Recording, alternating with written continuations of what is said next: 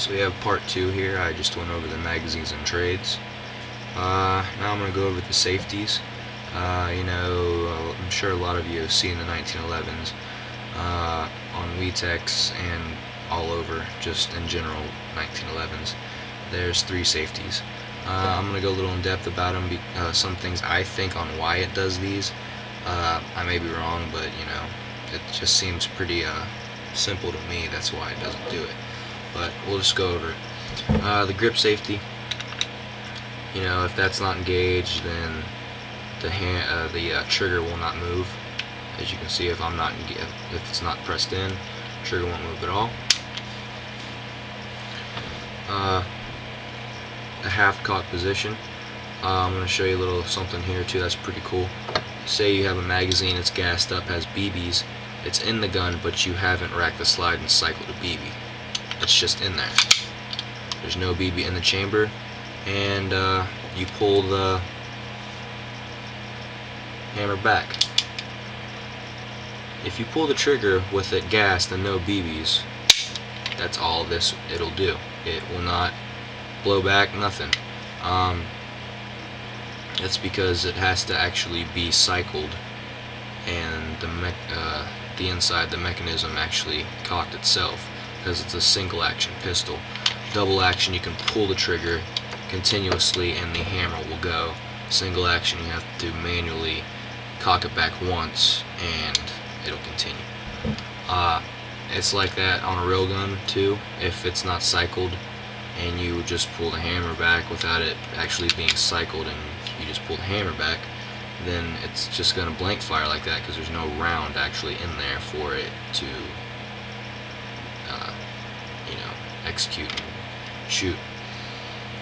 So the half cock position, if the gun is cocked, which was the primary use of it anyway, you would press the trigger and guide it to the half cock position. Now it is halfway live.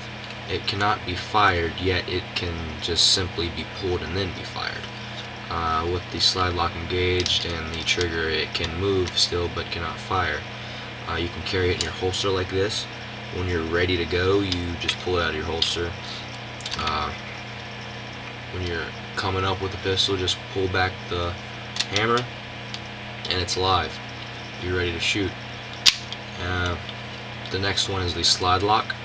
Now, I want to talk about the slide lock because this is kind of what tricked me, and then I kind of figured out maybe this is why. It only locks halfway when the hammer's down or in the half cock position. I'll show you what I mean. Just listen to the sounds of the safety. You can barely hear me pushing the safety. If you could hear that. It's engaged, but it's not all the way engaged. The slide doesn't move, but the trigger can still work. With the grip safety, the trigger still moves.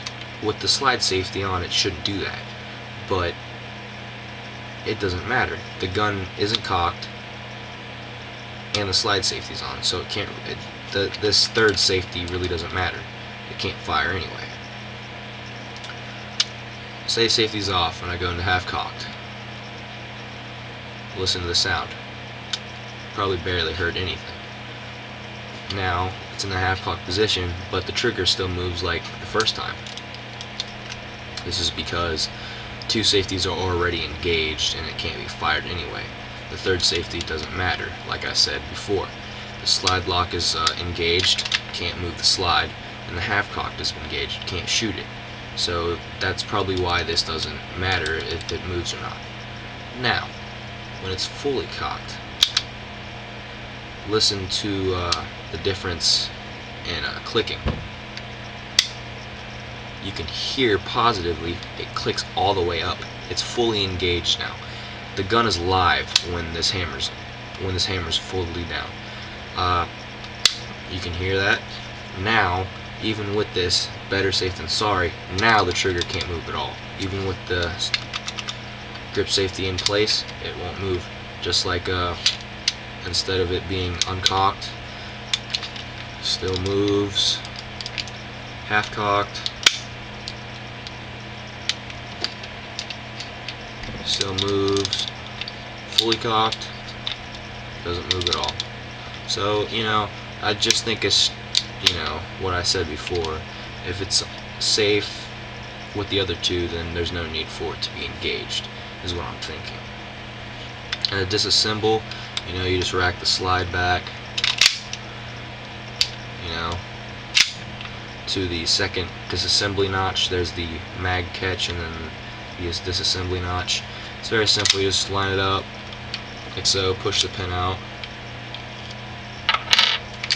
comes apart into two pieces. I don't really want to totally field strip the gun, but I guess I will.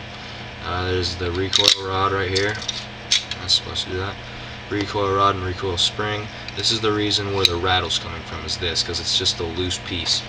Here's the recoil stopper, recoil spring stopper. The barrel bushing, which I actually sanded down and made silver, and the inner barrel.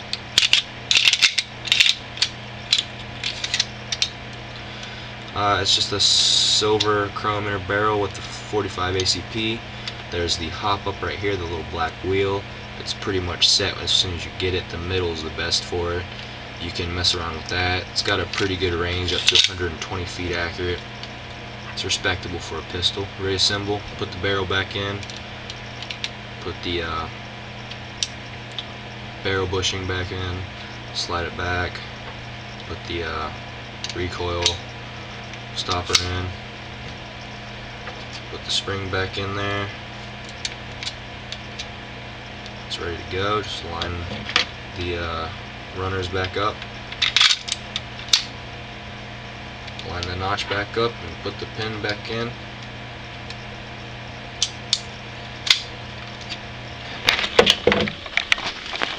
So yeah, there's the you know, the disassemble and the latch. It's a really nice gun. People always say they have problems with the slide locking back for their WeTech 1911s. I have not seen that problem with mine, not at all, even on firing. And just cocking back with empty mags. These are all empty. I have 3 of them. Here's one right here. Locks back fine. Another one. Locks back fine. Another one. Locks back fine. So I hope you like this. This review helped you. I know there's not very many 1911 tacticals on YouTube. It's called a tactical because it looks pretty much different. It's got a beaver tail grip safety, aftermarket hammer, aftermarket looking trigger, ambidextrous safeties, and the tactical rail. You can put a GMP flashlight, flashlight laser combo on there. That's why it's called a tactical, because of the rail and all the other aftermarket looking parts. You know, it's got the friction rails on the top here. It's a really nice gun by WE, and kicking out a lot of power. Definitely worth the money for a sidearm. Just get a couple mags for it and you're ready to go. If you have any questions about this pistol, just message me, personal message me, leave comments, and we have more to come. I have a KJW M700 sniper rifle coming in. It's in the mail. That'll be here soon. There'll be another review to come. Thanks for watching.